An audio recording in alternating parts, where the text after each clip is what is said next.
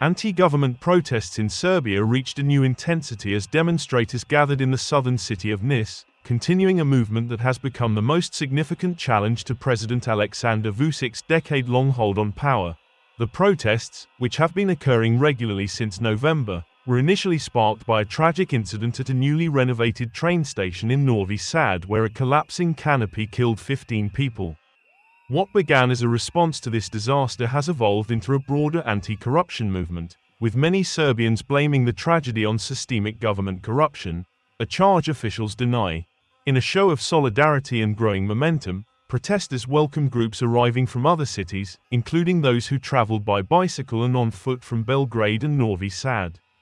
The nationwide character of the movement was highlighted by Rastko Djordjevic, who made the journey from Novi Sad and remarked that such widespread awareness of the need for change was unprecedented in Serbian history.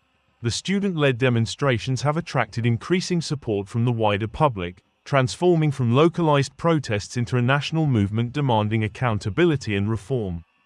The consistent turnout across multiple cities signals deep-rooted discontent with the current administration. President Vučić's response has evolved as the protests have gained momentum.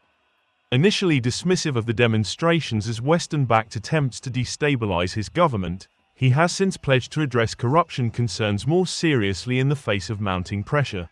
The government's approach to handling the unrest has come under scrutiny, with critics pointing to police raids on civil society organizations as attempts to intimidate independent voices and suppress dissent. As the protests continue, they represent a critical moment in Serbia's political landscape, with citizens collectively advocating for greater transparency, accountability, and fundamental changes to governance structures.